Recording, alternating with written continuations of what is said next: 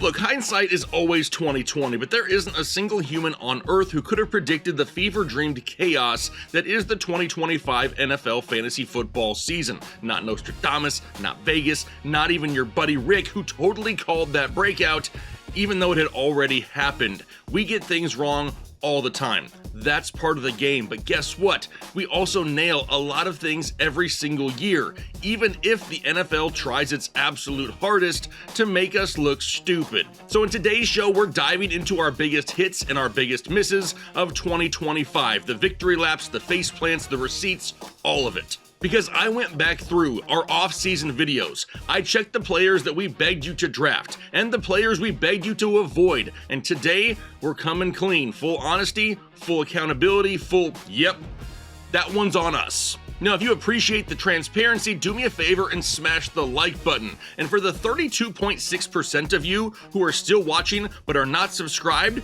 what are you waiting for? Just flick the button, just give it a little tap-tap-a-roo. But okay, I always try to be a glass half full type of guy. Kinda. But let's start off the show positive and go through some of our biggest calls that we got right in 2025. Okay, now like I said, I went through all of our off-season videos to pull this information, and the videos are still up on the channel. Unlike some other channels out there that delete their videos when they get something wrong, we don't do that around here, so you can still find all these takes in our off-season videos. Now, the first player that I want to say was one of our biggest hits of 2025 was Brian Thomas Jr., wide receiver of the Jacksonville Jaguars. We wanted you to fade BTJ in 2025. He was drafted as the wide receiver 8. He's currently the wide receiver 48. That is a 40-spot difference, and there may not have been a player this entire offseason that I got more hate for than my take on Brian Thomas Jr. We tried to warn everybody the additional weapons and the fact that when we saw BTJ produce in 2024, it was with Mac Jones and not Trevor Lawrence. He was an early second-round pick, and that was too many red flags for us to spend that type of draft capital. We nailed BTJ. How about James Cook? We were buying James Cook. He was drafted as the RB13. He's currently the RB6. That's a 7-point difference. And if you remember this offseason, everyone was talking about how his touchdown total inflated his fantasy scoring in 2024, and there is no way that he could do that again, so don't overpay. But if you did the math with us, you could see that there was some wiggle room, right? He could regress in the touchdown category and still produce above his current draft value at the time. We were buying James Cook late first round, early second. That definitely has paid off here in 2025. How about Deebo Samuel of the Washington Commanders? We were buying Deebo at wide receiver 36 this offseason. He's currently the wide receiver 22. Now this offseason, the only thing you could hear about was quote unquote fat Deebo. This dude sucks now. He only gets hurt. He hasn't done anything in years.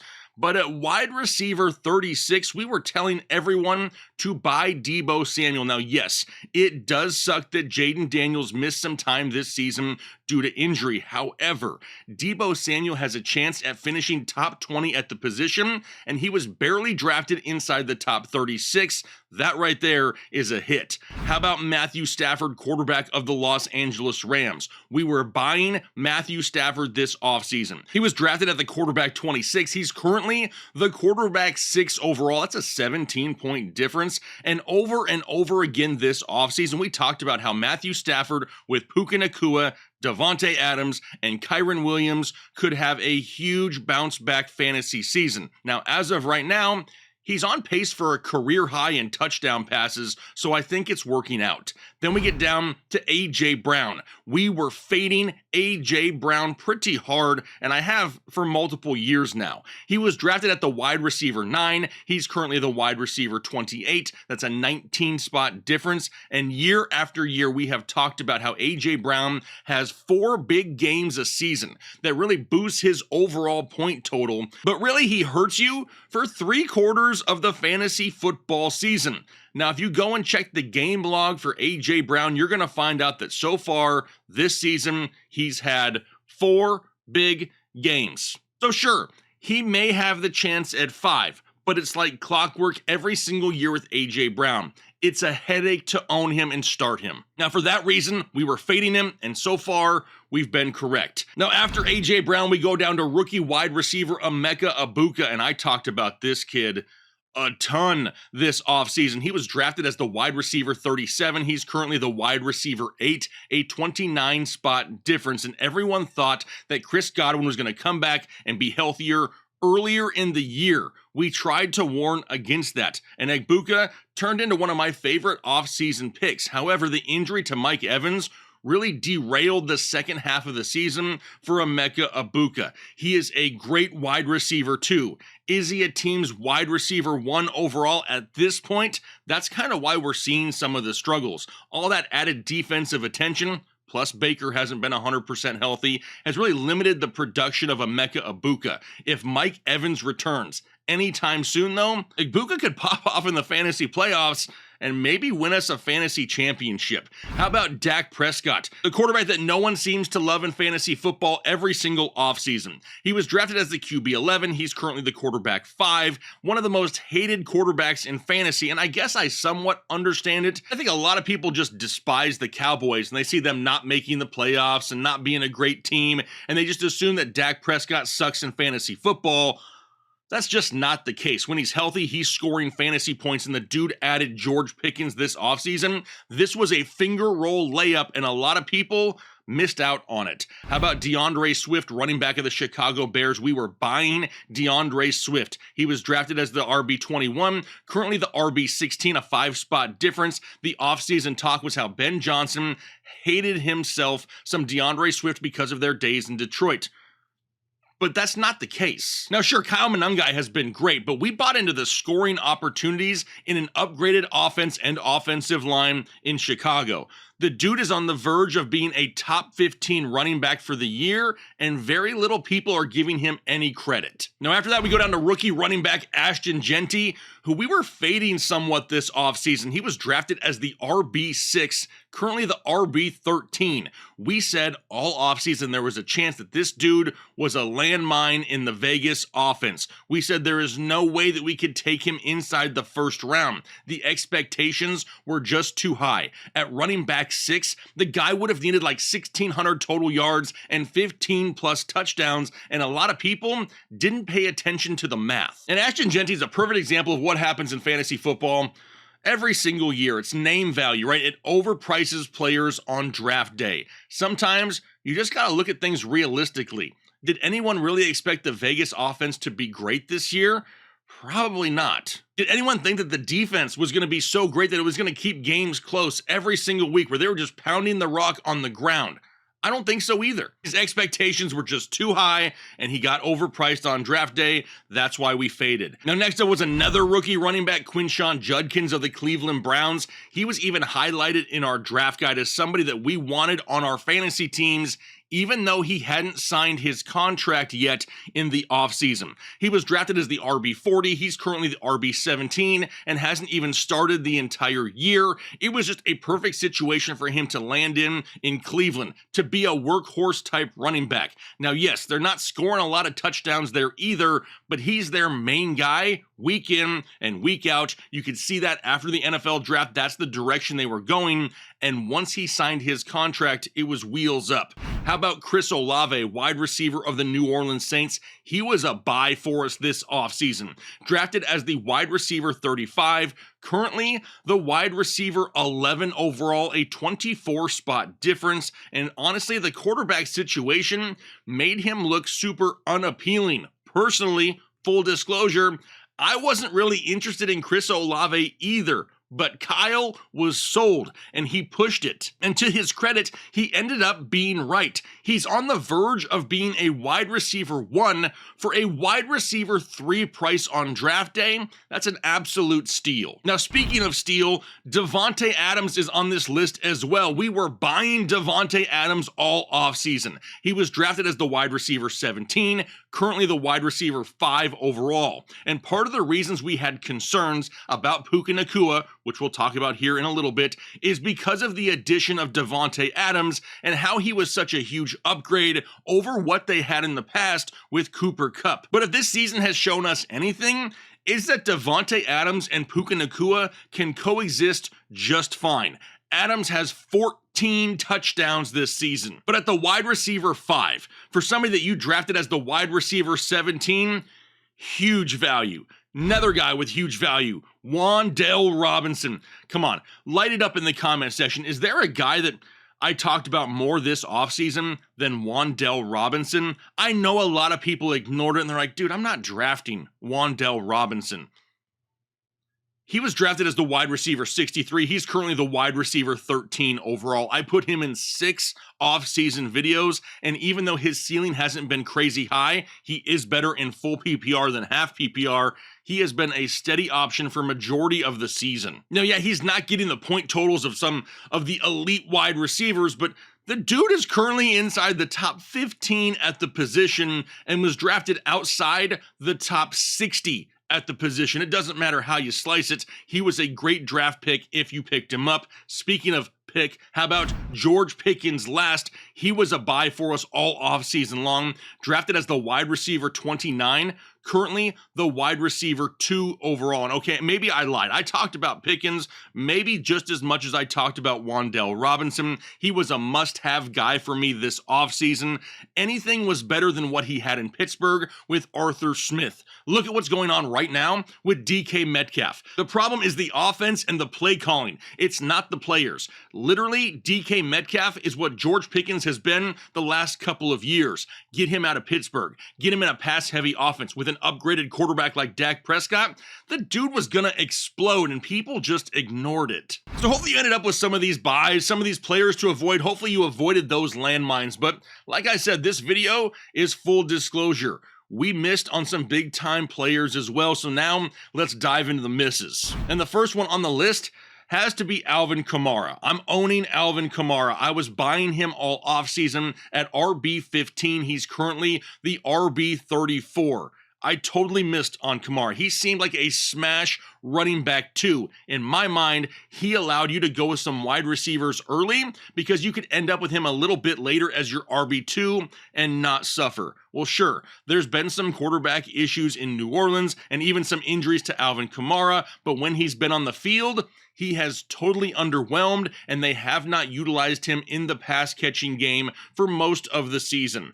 I'm also going to put Puka Nacua on here as well, because I was fading him at wide receiver 7. He's currently the wide receiver 4. Not that big of a difference. But I didn't completely hate Puka this offseason, but with the addition of Davante Adams, and if you remember correctly, just before the season, there were some injury concerns to Matthew Stafford in his back. He was getting off-season injections, and that made me worried for Puka Nacua being a late first-round pick. It's why I was higher on Davante Adams. You could have waited a little bit longer and still got a good piece of that offense. A super high price tag and the red flags at the time made me fade Puka.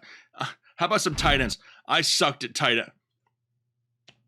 That's my bad. I sucked at some tight ends this offseason. I expected Evan Ingram to be way better than what he is. I was buying Evan Ingram at tight end 8. He's currently tight end 30. And for whatever reason, I don't know, tight ends were like my kryptonite this offseason. I felt good about all the other positions, even going through all of these names, but apparently Evan Ingram is just the first tight end we'll talk about here today that is a prime example of those struggles. He had great opportunity in a decent offense with a solid quarterback. It was just too much Troy Franklin. We've seen more Pat Bryant here as of late. He got injured early on in the season, and they never fully utilized him. He has sucked most of the year. And we got more tight ends on the list, but the next up is Ricky Pearsall, San Francisco 49ers. I was buying him heavy this offseason at wide receiver 35. He's currently wide receiver 81. And I'm still, at this point, not totally convinced that had he stayed healthy all season long, he would have been up in the hit category and not the miss category,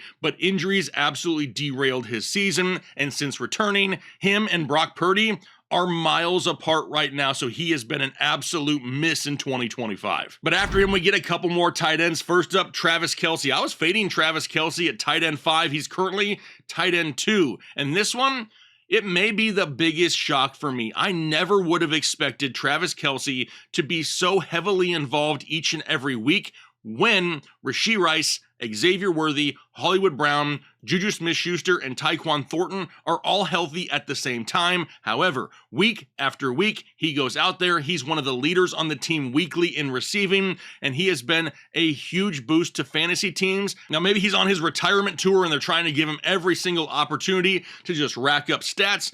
That's potentially the case. But for Travis Kelce, I missed on Travis Kelce. I expected him to start off hotter when we did not have Rashee Rice. But once Rice returned, for him to just kind of fade off and be solid but not high end, he's remained high end. Somebody who has not been high end is David Njoku. I was buying David Njoku at tight end 10. He's currently tight end 23.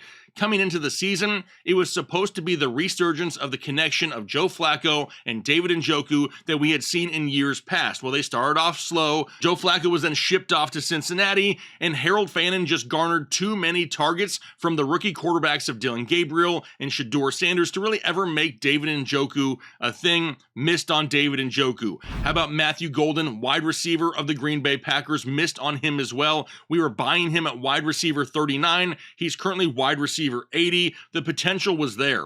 And it's crazy how teams continue to draft players highly in the NFL draft and then just not use them. I mean, he fell into a great situation too once Jaden Reed went down, but he never really got an opportunity. He never really saw consistent targets. Then he dealt with a couple minor injuries and really hasn't done anything this entire year. Speaking of not doing anything almost the entire year, Calvin Ridley, wide receiver of the Tennessee Titans. We were buying him at wide receiver 29, currently wide receiver 87. And what a damn nightmare for Calvin Ridley. Between the injuries that he's suffered and Cam Ward really looking like a rookie quarterback majority of the season, Ridley never really became a weekly option in fantasy football. He was a wasted pick for anyone who drafted him. And honestly, at the point that he was being drafted, I thought it could have been a steal. We could have been getting a guy with 100+ target upside that late in the draft. It just never materialized. Now, after Calvin Ridley, we got a quarterback in Bryce Young of the Carolina Panthers. I was buying him this offseason, and I really hate to take this one as a miss. But I'm going to explain to you as to why I'm going to. Because I was buying him at quarterback 25. He's currently quarterback 20. So he's really outproduced his draft price by 5 spots, which is not a bust by any means. But I drank the hype juice this offseason. He looked so good the end of 2024. Then he enters the second year of the Dave Canellis offense in 2025 and had weapons like Teteroa McMillan, Xavier Legette, Adam Thielen, Jimmy Horn, Hunter Renfrow there to start the season. I thought he could start off hot and really jump into the top 15 at the position. That has not happened. He has struggled once again majority of the year, so I'm going to go ahead and take that one as a miss. But we got 2 more guys to go through, 2 running backs. The first one, I'm going to go with Devon Achane. We are fading him at RB8. He's currently the RB4 overall. For sure, probably one of my bigger misses of the year. It wasn't just the concerns of injuries from him being overworked in the offense. They drafted Ollie Gordon. He looked great in the preseason. Really expected a little bit more of a split, but we also expected more in the passing game. I think a lot of people at this point of the year have forgotten about Tyreek Hill altogether, but had he stayed healthy the entire year, maybe we don't see as many touchdowns going the way of Devon Achane. He's going to exceed 10 once again this season, but with Hill, Waddle, and even Waller adding to the mix there in 2025, we expected maybe a little bit less on the ground. That has absolutely not happened at all, especially with injuries to Tyreek Hill and Darren Waller. And then lastly, I got to close out the show with Kenneth Walker of the Seattle Seahawks. We were buying him at RB17. Now he's currently RB20. So really not that different. However, we loved him a ton this offseason. And if you look at the Seattle run game, you can kind of see why. They're 6th in the NFL in rush attempts, and their quarterback isn't out there running very much to boost those numbers. However, for whatever reason, Zach Charbonnet has come in, and they absolutely love him more than expected in Seattle. Between vulturing drives and goal line touchdowns, that has really killed the value of Kenneth Walker. If he could score a couple more touchdowns, maybe he returns draft value at RB17, but is nowhere near what we expected him to be, given that we expected this offense to be so run heavy. Now, why this team continues to rely so much on Zach Charbonnet, I don't really understand. He's a decent running back, but honestly, in my opinion, Kenneth Walker is the supreme talent in that offense. But it is what it is. We were buying him heavy at RB17. He has not produced that draft value, so we're going to go ahead and chalk him up as a miss. All right, so there you have a few of our biggest hits and misses from 2025. We love to stay transparent. We've done it like this for years on this channel because we're not trying to sell ourselves as a fantasy football expert. There is no such thing as a fantasy football expert, and anyone who calls themselves that gave themselves that title because no one can see the future. We are just dudes with an unhealthy obsession for football that like to have a community that we can share that with. And we will continue to provide the best information possible so that all of us can be as successful as we possibly can in the game that we all love and hate at the same time of fantasy football.